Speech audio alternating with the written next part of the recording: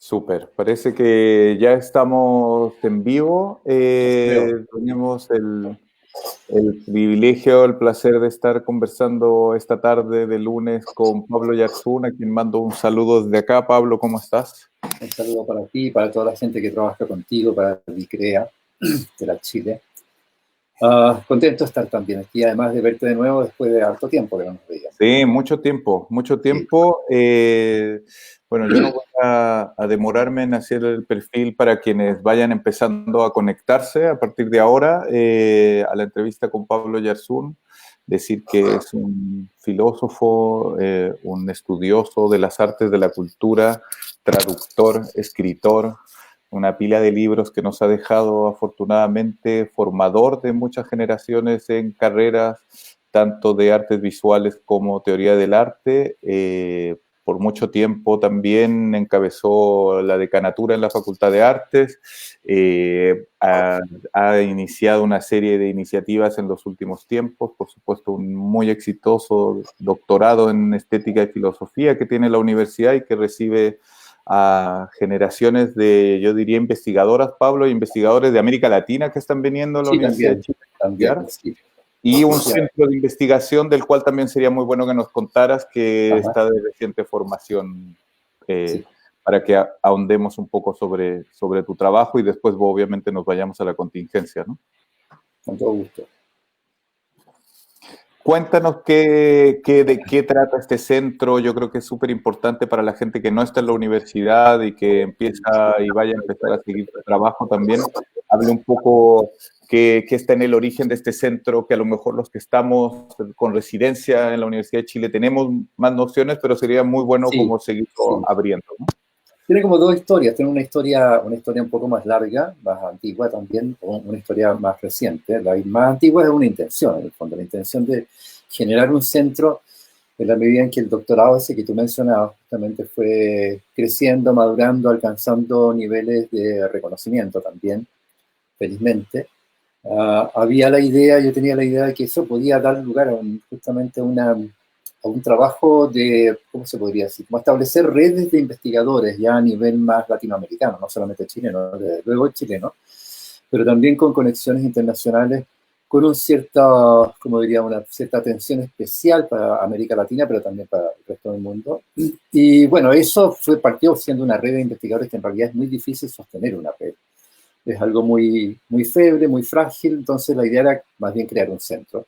Pero por supuesto, para eso tú no, o sea, en la Chile uno sabe, ¿no es cierto?, que se crean muchos centros y son nombres finalmente y no pasa nada con ellos, no, nunca hay convenios que no se implementan y cosas por el estilo. Entonces la idea era que se generara algo más sólido y se dio la oportunidad con un consorcio, el Consortium of Humanities Centers and Institutes, una cosa muy grande a nivel mundial.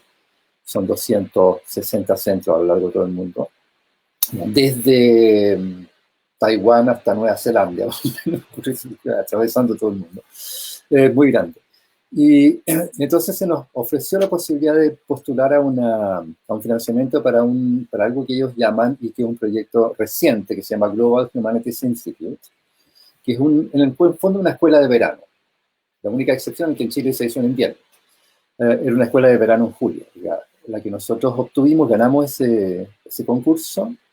Hubo dos institutos de estos simultáneos, uno, o no simultáneos, pero muy próximo en el tiempo, uno en Dubrovnik, que lo ganó un centro de Dublín, y el otro en Santiago, que lo ganamos nosotros, y nos asociamos con Oxford, con Irvine y con Western Cape de Sudáfrica. O sea, dos sur, dos norte, que también era una cosa que nos importaba mucho, la vinculación a nivel de lo que los gringos llaman Global South, el sur global.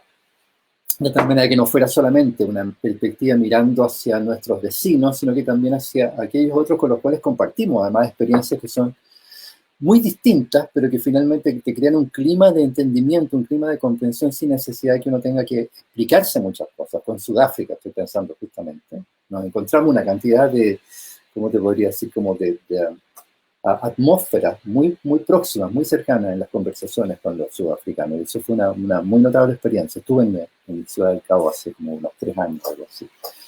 Y eso, entonces el centro partió así, partió justamente a propósito de esta oportunidad, Y desde luego que ahora estamos un poco interrumpidos en nuestras actividades. Tenemos el rector nos encomendó que nos hiciéramos cargo de del convenio con la República Argentina a través de la embajada. Lo que es muy interesante está coordinado por Federico Galende, y ahí está también Nuri González del MAPA y Rodrigo Torres, el musicólogo, justamente para darle como, ¿cómo se podría decir? Como la cobertura completa a todas las actividades culturales, artísticas y culturales que se trataría de intelectuales también, de llevar a cabo, o académicas, más bien dicho, de llevar a cabo con el centro a través de este convenio con Argentina. Y eso me parece que... Bueno, todo eso está, en este momento está como interrumpido. De hecho, yo tengo ahora, mañana tengo ya una reunión del directorio del CXCI, porque me metieron en eso.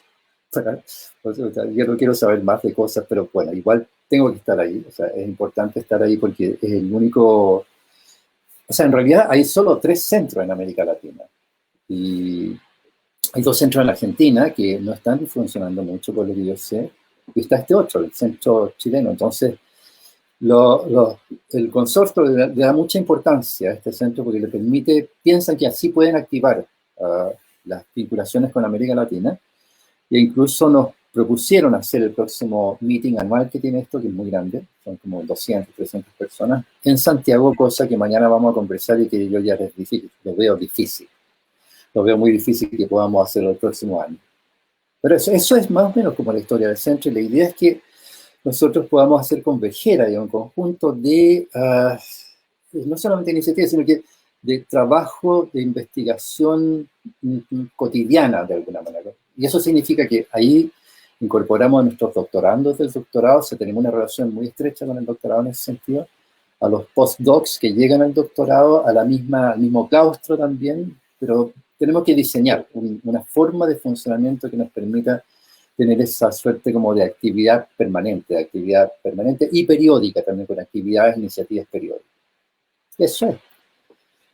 Y queremos, la verdad, que para ser franco, también queremos incidir un poco en la discusión pública sobre temas de universidad, temas de arte y de cultura. Eso nos parece importante, tener un lugar desde donde hacer ese tipo de intervenciones que muchos de nosotros hacen mucha gente que está en nuestro grupo y hace individualmente, pero también darle como una plataforma. Eso me parece que podría ser interesante desde el punto de vista político, social, cultural. Por supuesto, y eso me da un pie a de alguna manera comentarte y consultarte. Es interesante lo que está ocurriendo en Chile. Yo tengo la oportunidad de haber participado en algunas reuniones de comités académicos con el profesor Oyarzún hace unos años, y la verdad es que, siendo franco, y yo creo que esto no va a sorprender a nadie que se conecte ni que vea la entrevista después, había una suerte de desencanto, decepción, de mucha frustración, el ascenso de los populismos, había una retórica ya de, digamos, el exceso de la violencia verbal, y ya yo me acuerdo incluso que escuchábamos a ministras de educación que no vale la pena nombrar, ya diciendo unas despachateces como otra gente que antes se decía de centro izquierda, etcétera. Y llega octubre, y octubre, entre muchas cosas de las cuales podemos abordar, yo creo que sí, además, cataliza o manifiesta algo que venía dándose en Chile hace ya muchos años, y es cómo las prácticas artísticas empezaban a envolver también los movimientos sociales, envolver, darle sentido, empezaba a haber pequeñas expresiones. Tú, como director del proyecto Bicentenario de la Universidad, la iniciativa Bicentenario Juan Gómez Milla, viste originarse muchos proyectos muy interesantes en estos años previos. Tengo en la mente, por ejemplo, Comisión Ortúzar, el trabajo que hicieron en la Facultad de Ciencias Sociales Lapsos. Pero a partir de octubre, literalmente el arte se toma la ciudad.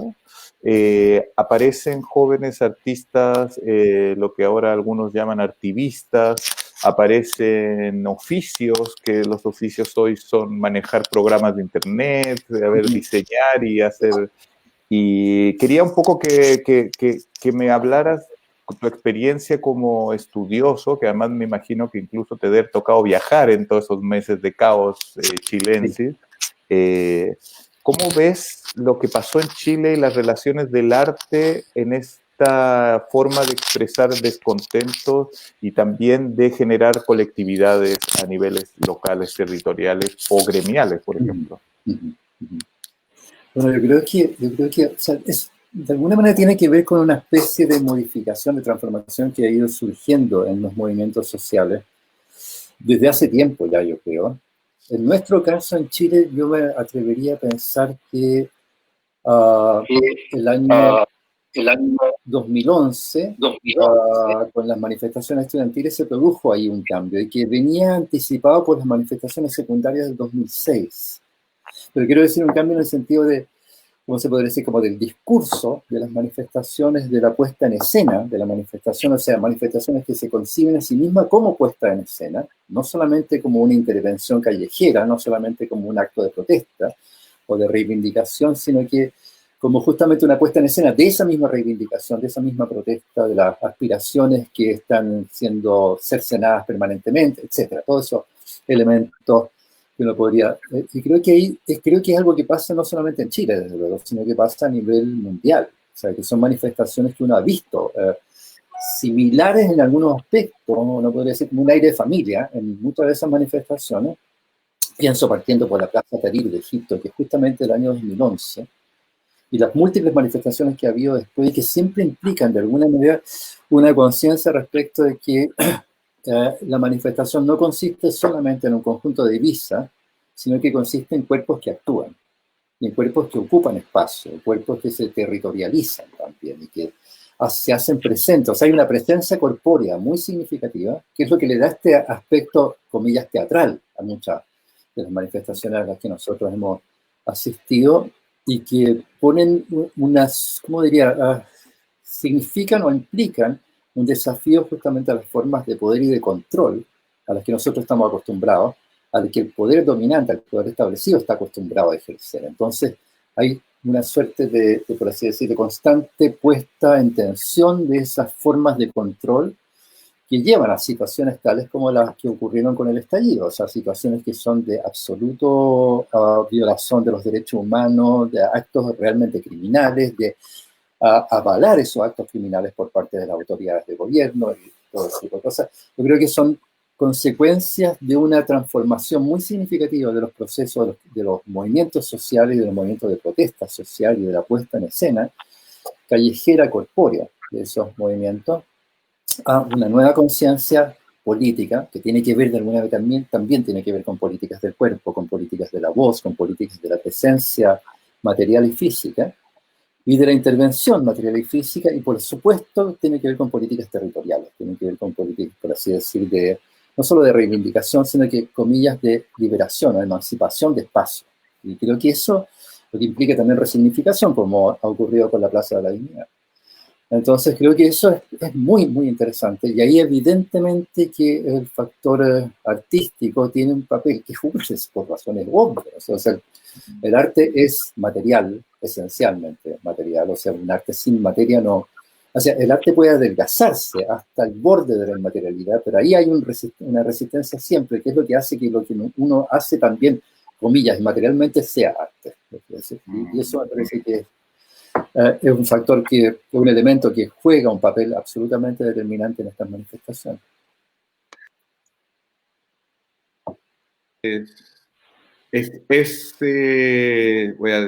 Sí, ahí me escucha. Sí. Es interesante lo que dices porque además me recuerda, por supuesto, a un ícono y te quiero llevar como a una vertiente de este tema. Uno, por supuesto, la performance de las tesis, ¿no? Sí.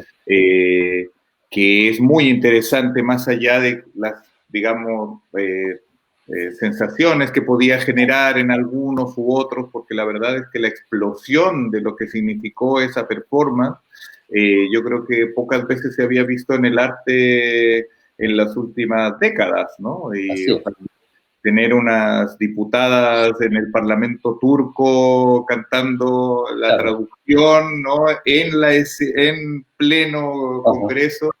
no es algo que lograban Matthew Barnes o Boltanski tan fácilmente, digamos. Exactamente, sí, sin duda. Quería que hablaras un poco de esto porque además hay una combinación obviamente de un tema maravilloso de estos tiempos que tiene que ver obviamente con la simultaneidad, la distancia, el libre contenido de estas creaciones donde las chicas hagan lo que quieran con la canción, ¿no? Claro. Y entonces empezamos a ver todas estas traducciones, como las Sí. españolas hacen suya esta frase, las argentinas cantan esta otra, ¿no? Sí, sí, no, sin duda.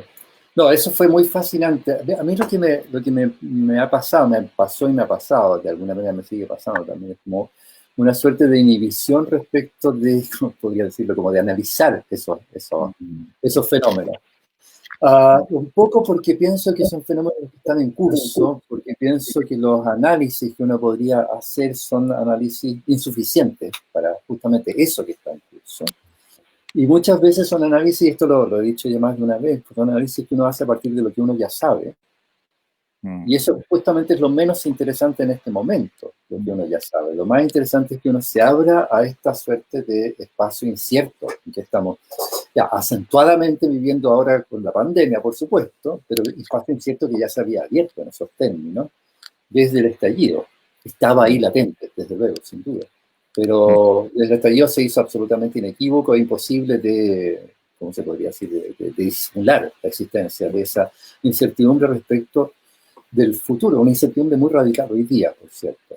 Entonces, como te digo, aparte de fascinarme ese fenómeno, esa manifestación de las tesis, de justamente recorrer por todas partes las distintas traducciones, versiones de esa manifestación en distintas partes del mundo, porque por supuesto fue un fenómeno muy sorprendente, muy, muy notable, y que creo que tenía mucho que ver fundamentalmente con la absoluta economía de la apuesta de la manifestación y la economía del discurso también, absolutamente directo, sin ninguna mediación, uno diría como una especie de metáforas materiales, totalmente materiales, que hacían justamente o que producían este impacto. Pero entonces, claro, uno podría hacer muchos análisis respecto a eso.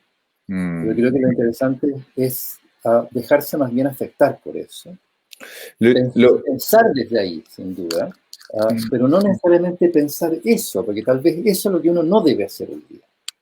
Tal vez lo que uno, o sea, está bien, o sea, sin duda que uno piensa en esas cuestiones, pero creo que son formas distintas de pensar. Una forma de pensar es explicar de qué se trata, analizar eso y ofrecer una suerte como discurso interpretativo del fenómeno, lo que es válido, lo que es perfectamente válido. Yo no estoy variando eso, solamente estoy diciendo que a mí no me resulta, ¿no? O sea, no puedo entrar en eso, o sea, me costó mucho escribir sobre el estallido. Al final lo hice para una cosa que presenté en California, pero después de bastante tiempo, después de haberme hecho notas así muy caóticas, y ya corrido un mes después del estallido pude empezar a hacer algunas pequeñas anotaciones marcadas por esta suerte de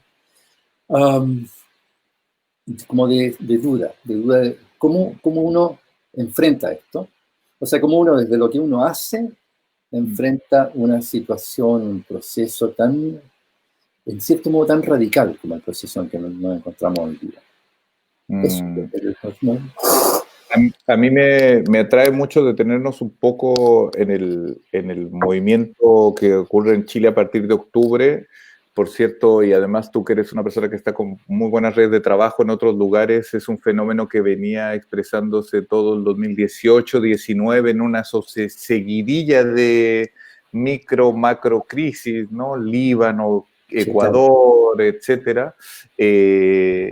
Y efectivamente hay dos cosas por las cuales además me interesa ahondar en la línea de, por ejemplo, esta expresión de la obra, de las tesis, pero que me va más por el lado del feminismo. Pero el movimiento estalla y todos fuimos testigos en Santiago que había habido una confluencia, en Santiago y las ciudades de Chile, había habido una confluencia de demandas, una confluencia, por supuesto, de grupos, de luchas, y sin embargo quedaron todas aplanadas, por lo menos visualmente, y no había ninguna causa que pudiera en ese minuto, salvo obviamente el tema de las jubilaciones, la vejez, el futuro, qué sé yo, y empiezan a emerger todas, pero no hay banderas en las marchas, salvo la bandera que se asocia a la causa mapuche, que sería quizás los únicos que tenían un poco permiso, para qué decir los partidos políticos, ni mucho menos.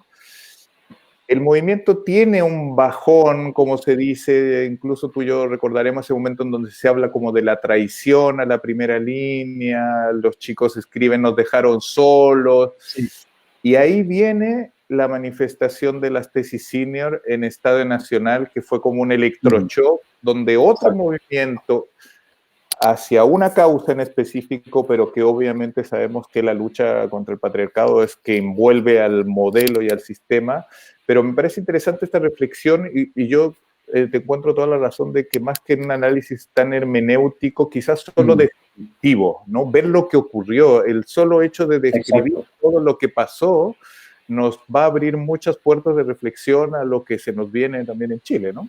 Exacto, yo creo que el registro es fundamental, en ese sentido todo lo que son las fotos, los videos, todas las imágenes que han circulado y que no dejan de circular también, son son absolutamente determinantes. O sea, yo te diría más que incluso las descripciones que uno puede hacer, que también son válidas las descripciones, pero más que eso las imágenes, más que eso, ¿cómo se llama? Los bancos de imágenes que se han ido creando con esto, porque son, por mucho que uno pueda discutir el encuadre, cómo está, o sea, dónde está enfocando, cuál es el foco de atención, todo ese tipo de cosas, sin embargo, las imágenes conforman una suerte de mosaico que, recompuesto imaginariamente, te da un poco el sentido de lo que está ocurriendo. Y eso me parece como especialmente interesante. O sea, el registro me parece vital, esto me parece absolutamente vital en estas condiciones, además de circulación global, en la que nos encontramos. Ese registro también tiene una suerte de fuerza, de impacto,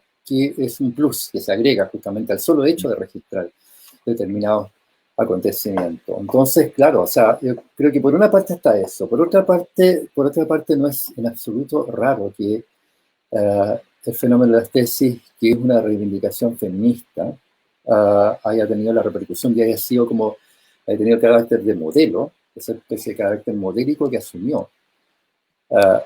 Porque si uno lo piensa, el precedente del estallido es la movilización feminista del año anterior, la movilización feminista del año 2018. Y si uno piensa en las características del estallido, uno entiende también que, o sea, justamente los problemas, eso lo que tú decías, hay una suerte de convergencia de múltiples demandas, de múltiples miserias que vive la población, para decirlo así, desde las cuales se levantan estas demandas, pero esas terminan convergiendo en algo que tiene que ver con la dignidad, que tiene que ver con que la vida valga la pena, que tiene que ver justamente con cosas que el movimiento feminista ha planteado muy radicalmente. No solo el tema de igualdad, no solo el tema del reconocimiento de los derechos de las mujeres, sino que el tema mismo de la vida. O sea, que la vida valga la pena. Y es una cuestión que ciertamente está, yo diría, como muy en el corazón del movimiento feminista, o de todas las transformaciones que ha ido sufriendo históricamente el movimiento feminista. Y eso lo ha hecho también muy decisivo y muy determinante para lo que ha ocurrido en Chile.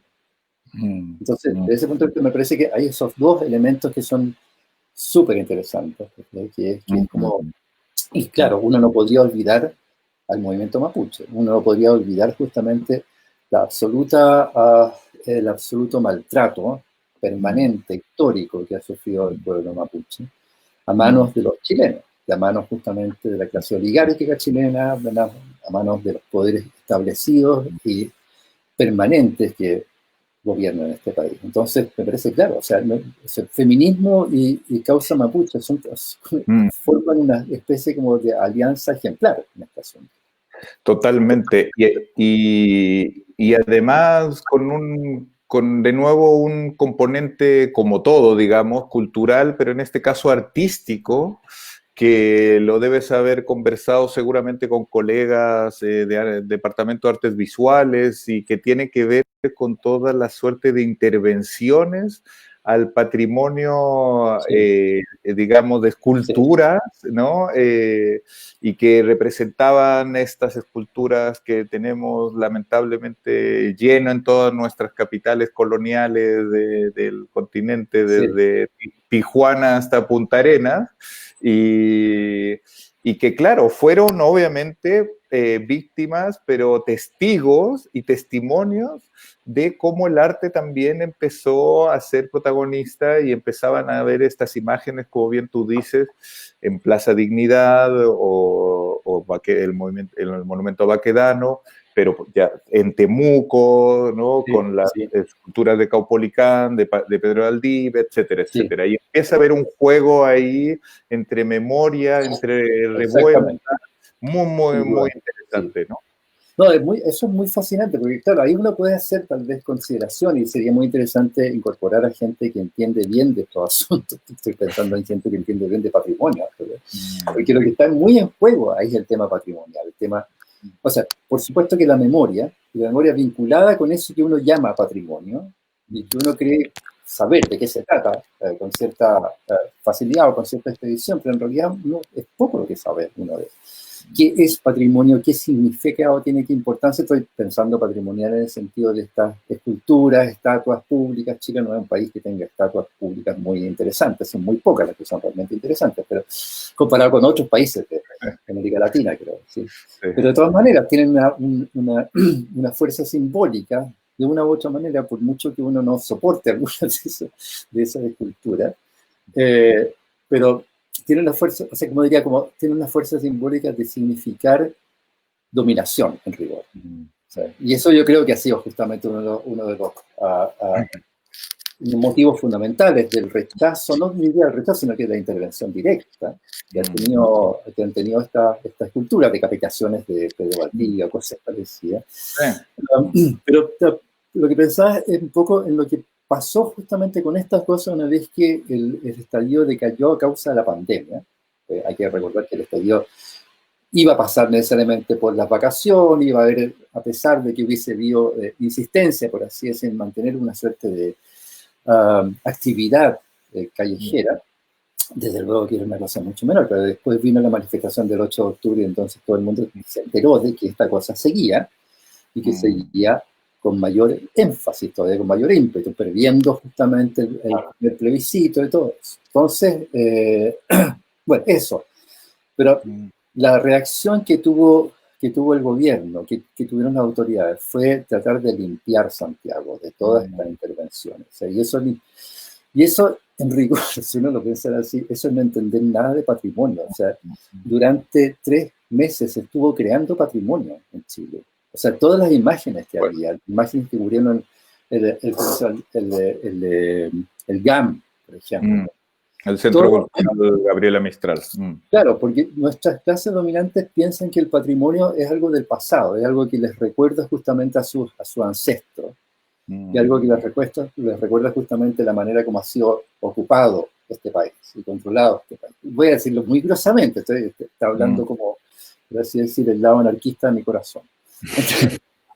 Entonces, se precian de eso, pero al preciarse eso no pueden pensar el patrimonio sino como algo pretérito, como algo que viene del pasado y que da justamente identidad, que da confirmación en lo que uno es, en lo que supuestamente somos, hasta la estatua del pueblo chileno, hasta eso. Entonces, eso te ciega totalmente para entender que el patrimonio es una cosa que se crea todos los días, o sea, todo el tiempo está creando ese patrimonio, y hay cosas que son valiosísimas. Además, en el patrimonio hay diálogos interculturales, interartísticos y todo eso. Cuando uno ve las manifestaciones que ocurrieron aquí en Chile en octubre, noviembre, diciembre, uno encuentra, o sea, tú puedes empezar a repasar, por una parte, puedes empezar a repasar libros de historia del arte, donde hay imágenes recogidas, registros justamente de las manifestaciones que te recuerdan de la cual, o sea, hay cosas por el estilo. O sea, la famosa foto esta de la estatua. Sí. Sí. Por ejemplo, entonces, pero también te recuerdan el cine hollywoodense, lo que es súper interesante, todos los superhéroes, todo se empieza a aparecer todo eso.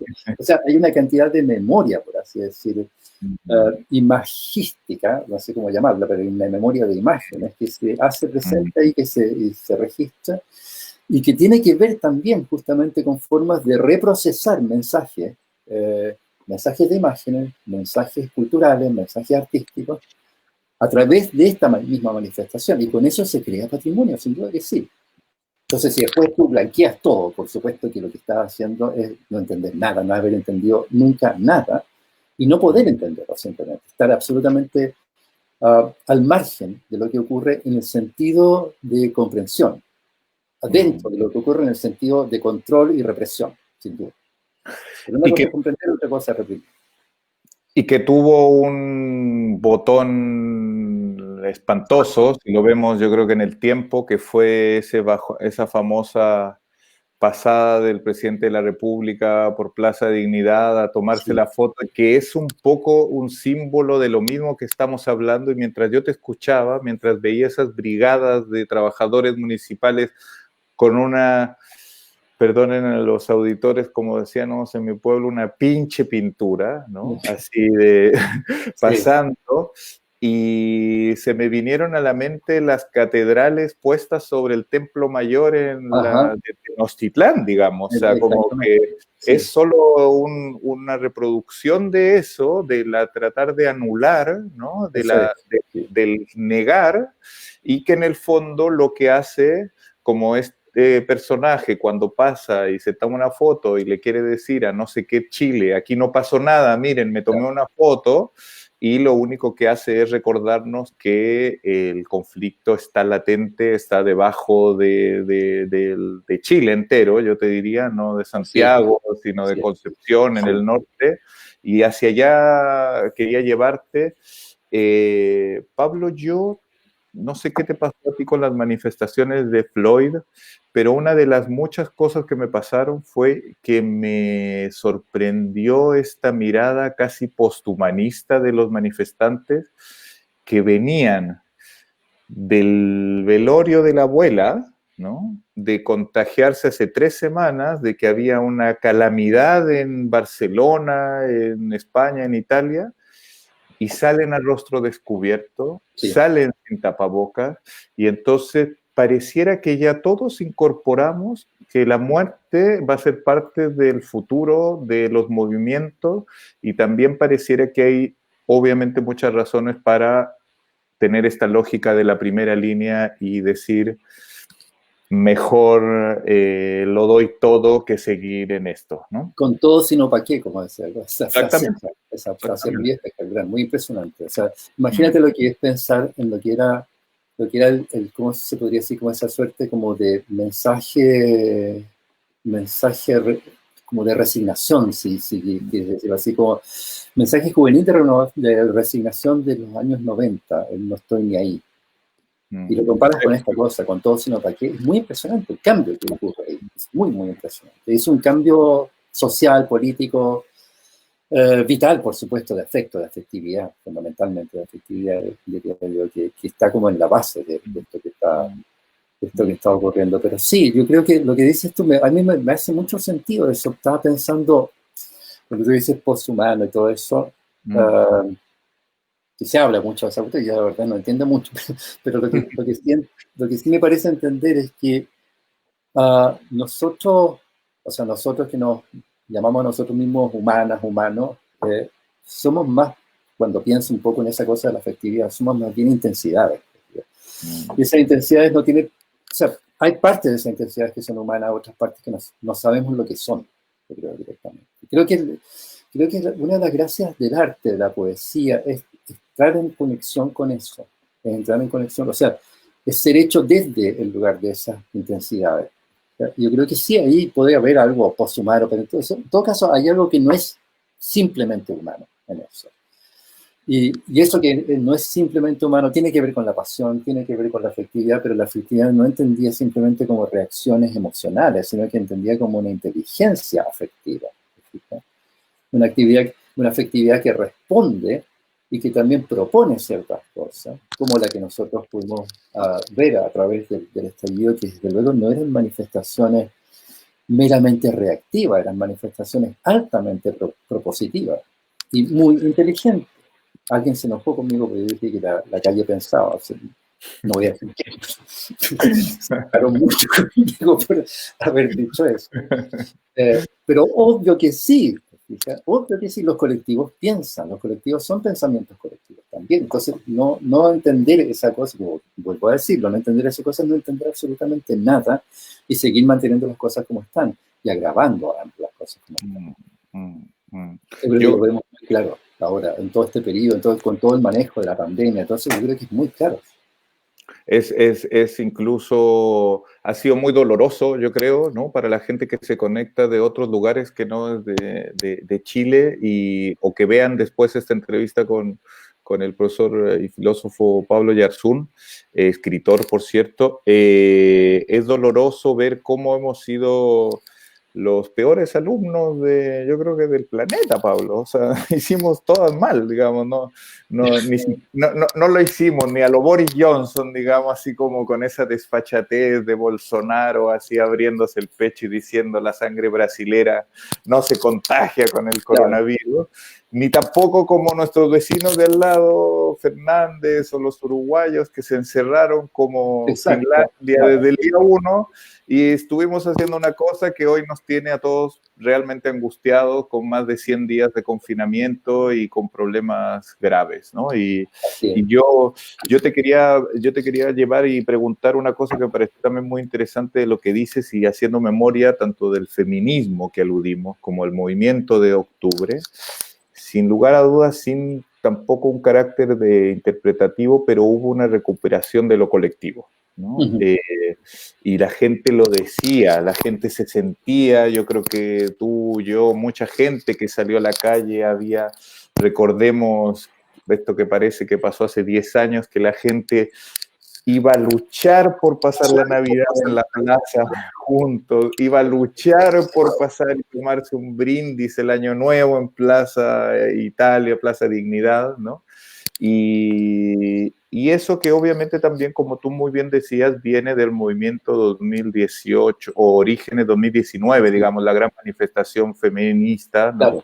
De marzo, que cataliza en el movimiento y que con la pandemia se corta abruptamente, ¿no? Se corta, todos nos echamos de menos, los colectivos siguen operando, siguen trabajando en la crisis, en la desesperación, las ollas comunes, pero hay algo que yo tengo la impresión, quería saber tu opinión, que siento que en ese sentido ya no tiene vuelta atrás en Chile, digamos, y que es esa individualidad. Llegamos como al pic, hablando del lenguaje, llegamos al pic del individualismo en Chile, me da la impresión, y van a venir nuevas formas también de hacer política, de hacer universidad, de hacer reflexión, pensamiento, arte, etc. Exacto.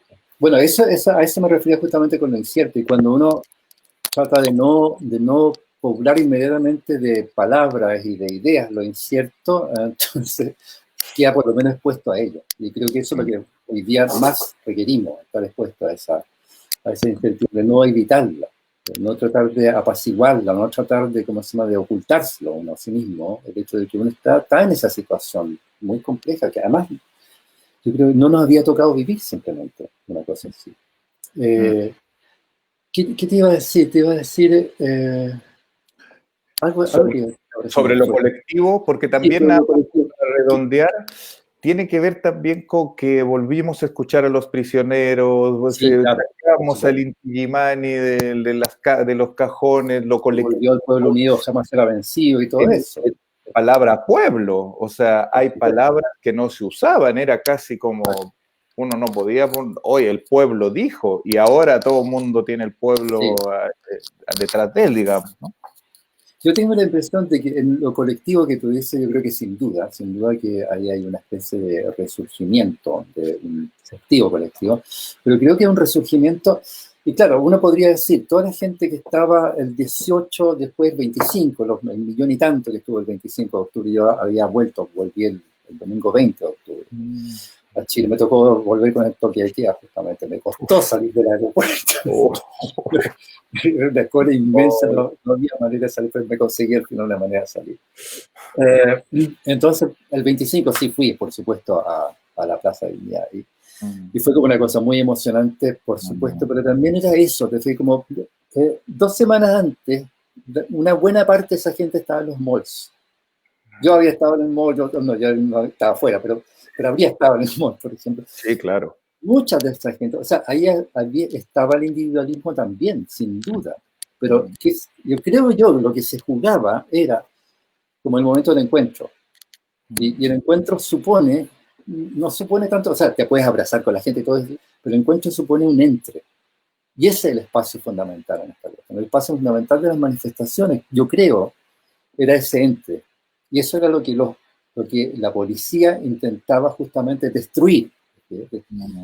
No tanto que se aglomerara la gente, sino el hecho de romper ese lugar a partir del cual era posible aglomerarse. Ese lugar intersticial, por así decirlo. Ese pegamento. Sí, y que te permite ser al mismo tiempo individuo y colectivo.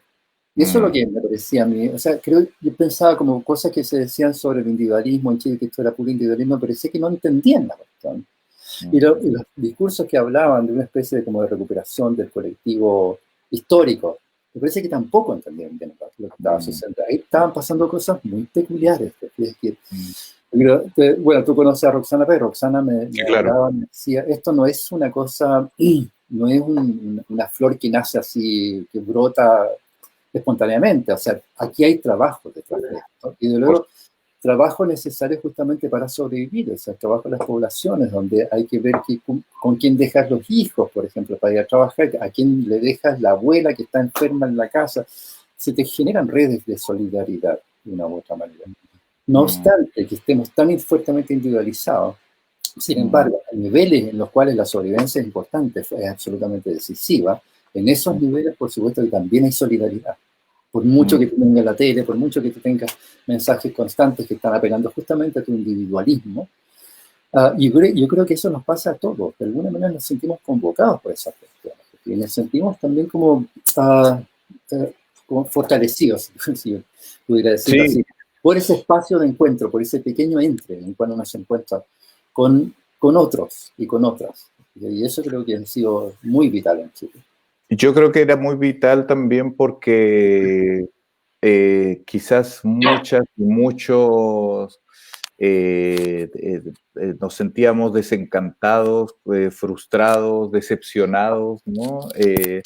Hay una frase muy usada en Chile que es como, puta, país de mierda, así, es una frase que a uno le sale muy natural, somos muy con los sureños así, y sin embargo pareciera que, como dices tú, yo también estuve ese viernes 25, que fue impresionante, ¿no? Esa manifestación. Empezó a brotar el orgullo, empezó a brotar la confianza, empezó a brotar como una identidad que los propios chilenos no conocían, ¿no? Estos chicos abrazándose de las barras del Colo-Colo y la Universidad de Chile, que no conocían esto, que no era pelearse, que era unirse por un algo. Y también me interpela mucho, no sé si quieras ahondar un poco en eso, pero porque quería llevarte a una cosa del cuestionamiento a uno mismo, eso que decías, todos estábamos en el mall, no es que eran solo unos, no te preocupes, unos señores villanos por ahí, era la sociedad entera, la chilena, y nosotros en DICREA nos hemos también preguntado mucho qué podíamos hacer distinto y qué podíamos hacer mejor, cómo podíamos construir una universidad distinta, cómo podíamos hacer, aun cuando nosotros éramos de los sectores críticos hacia cómo está la sociedad, el sistema, el modelo, ¿no? Y yo creo, en ese sentido, Pablo, quería llevarte hacia eso en las reflexiones finales. De todas maneras, el arte y la universidad tiene que salir mucho más a escuchar a la gente, a ver ese arte que está en los territorios, lo que hacen los estudiantes, no para la clase de la carrera, sino lo que hacen en sus cuadernos escondidas o sus bailes o sus videos, o sus formas de amarse, de transmitirse el cariño, rencores, ideas, etcétera, ¿no? Nosotros creemos que la universidad tiene que también sufrir un profundo cambio y transformación de cómo hacía las cosas y, por supuesto, aprender también de todo de lo que ocurrió y no solo, como dices tú muy bien, pontificar para explicarlo, definirlo, acotarlo, sí, canonizarlo y después ya estudiarlo y generar el magíster sobre el estallido social. Claro, exactamente. No, yo creo que es un desafío fundamental, yo creo que tienes toda la razón. En términos de universidad, estoy pensando, es un desafío fundamental, porque por supuesto la universidad tiene esa forma más, tiene, no diré que es eso, pero que tiene un componente inercial muy fuerte, y un componente inercial que además es necesario porque tú tienes que preservar disciplinas, y no es solamente estar como constantemente produciendo cosas, sino que estar también reproduciendo saberes básicos para poder, como se llama, justamente sobre esa base elevar nuevas investigaciones, nuevas pesquisas, nuevos hallazgos y nuevas creaciones. Entonces, hay un componente conservador, por así decirlo, en la universidad necesariamente. Se transmite mucho también en la medida en que uno va ascendiendo en la jerarquía. Ese conservadurismo es potente. Ahora también puede ser un conservadurismo innovador que intente convertir a la Universidad de Chile en una especie de nuevo Codelco. Sabemos que también hay gente que tiene esas intenciones, pero yo creo que hay un desafío fundamental. Lo que dice esto es básico. Yo creo que la universidad tiene que pensarse a sí misma necesariamente como una entidad porosa, una entidad que está como en una suerte como de constante, no voy a decir constante interacción, sino que decir una suerte, es una membrana, es decir, una membrana que tiene que ser muy receptiva, por así decir, a las demandas del medio externo, sin simplemente plegarse a esas demandas, sino que procesarla internamente de acuerdo a sus propias capacidades, de acuerdo a sus propios saberes. Entonces, es un desafío, por ejemplo, para cómo se va a llevar adelante la docencia, o sea, además con esta experiencia que tenemos ahora de docencia virtual, que hay mucha gente que teme que esto signifique el fin de la presencialidad, que yo por supuesto, yo siempre pienso que la presencialidad es esencial, es fundamental. Uno tiene que estar en la sala y ver que hay estudiantes tuyos que se están cuchicheando, que no te están haciendo caso. Eso es vital. O sea, para enseñar, eso es absolutamente decisivo. Que hay una cara que mire que no sabe qué es lo que estás diciendo tú. También es una experiencia fundamental. Entonces, eso vivo de la presencialidad es como... es absolutamente indispensable. Ahora, por supuesto que puedes hacer muchas cosas virtuales también. O sea, hay un aprendizaje ahí que se hace que es interesante hacer. Y también un aprendizaje interesante en el sentido de poder poner la universidad más en contacto con el medio. Porque esos medios virtuales nos permiten justamente tener más contacto con el medio, tener más simultaneidad con otras regiones. Hay una suerte, como se llama, de fascinación. Bueno, la verdad que yo confieso que he viajado mucho, pero hay una fascinación con los viajes. Sí. O sea, hay muchas cosas que podrían no hacerse con esos viajes.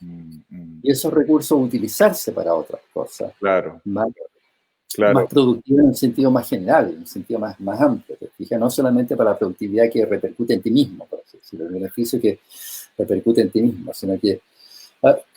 creo que hay muchas cosas que pensar a partir de esa cuestión, pero creo que todas esas cosas en rigor tienen que ser pensadas a partir de rediseños de la cultura universitaria, de rearmar una cultura universitaria que sea capaz de entrar en una mayor relación, mayor vinculación con el medio externo. O sea, y entender que si la universidad es un lugar donde, o sea, dice la institución del saber, ya, de acuerdo, son saberes formalizados, pero resulta que hay muchos saberes informales circulando afuera. Entra en contacto con esos saberes informales. Yo te diría que para nosotros, en el doctorado, lo que nosotros buscamos hacer es eso. O sea, por eso es una cosa interdisciplinaria de llegar a las investigaciones más raras del mundo, pero son muy vitales esas investigaciones en el sentido de que, en el sentido de que ponen en contacto justamente cosas que son de, ¿cómo diría? Como algunas cosas que son, por ejemplo, de circulación popular, con saberes hiperespecializados. Entonces analizan eso y ven cómo son los contactos que eso puede tener, por ejemplo, con, no sé, la poesía de Milton, supongo. ese tipo de encuentros me parece que son muy vitales. Podemos entender mucho mejor nuestra sociedad así también. Totalmente de acuerdo.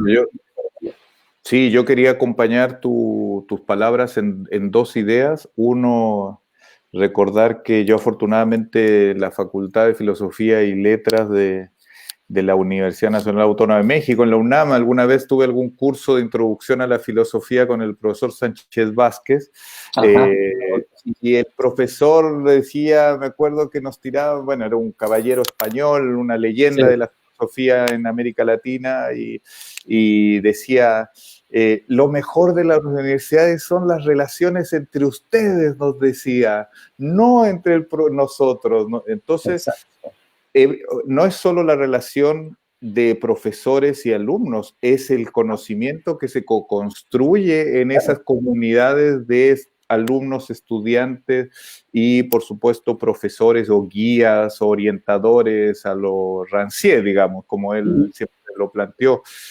Y por otro lado, de todas maneras acompaño tus palabras sobre la universidad porque creo que la universidad estaba empezando a quedarse fuera precisamente de los saberes que estaban brotando en muchas partes, de muchas maneras distintas, y de todas maneras nosotros como Dirección de Creación Artística, como Foro de las Artes y como un proyecto que le vamos a contar a todos nuestros escuchas, el laboratorio de arte colaborativo que estamos iniciando este año.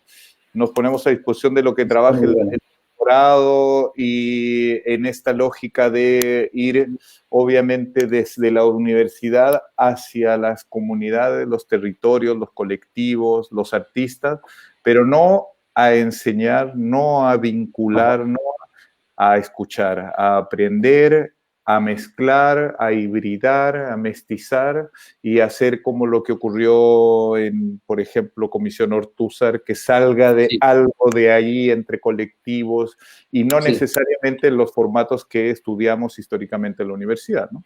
Totalmente de acuerdo, sí, sin duda. Sí, así que bueno, Pablo, ha sido un placer, un privilegio, me quedaron muchos temas, me hubiera encantado hablar de todas estas reflexiones sobre la performatividad del arte hoy en día, que el estallido. La performance de Piñera, que tú te mencionaste y no la tocamos. Exactamente, esos realmente... Mira, lo único que diferencia a Piñera de Trump y de Bolsonaro es que es chileno, y eso lo hace ser más para adentro. No, yo creo que, bueno, yo quisiera dejar a todos a las personas que se conectaron, agradecerle doblemente a Pablo Yarzún, quien estuvo regalándonos algunas ideas, algunas preguntas, algunas interrogantes, y por supuesto contarles que pueden seguir esta entrevista después en el sitio de Facebook Foro de las Artes Universidad de Chile. Le vamos a mandar un libro al profesor Yarzún, que creo que no le mandamos en medio de la pandemia, de los futuros imaginados del Foro de las Artes del año pasado. Que obviamente en marzo todos fuimos a nuestras madrigueras, parece, y lo vamos a invitar de todas maneras a que se sume al Foro de las Artes 2020, ya le contaremos, y que a lo mejor nos dé una conferencia, una charla. Ojalá que sea presencial, ya veremos. Así que muchas gracias, Pablo. Muchas gracias, Fernando, y un gran gusto volver a conversar contigo. Excelente. Bueno, que esté muy bien. Gracias a todos. Chao. Chao.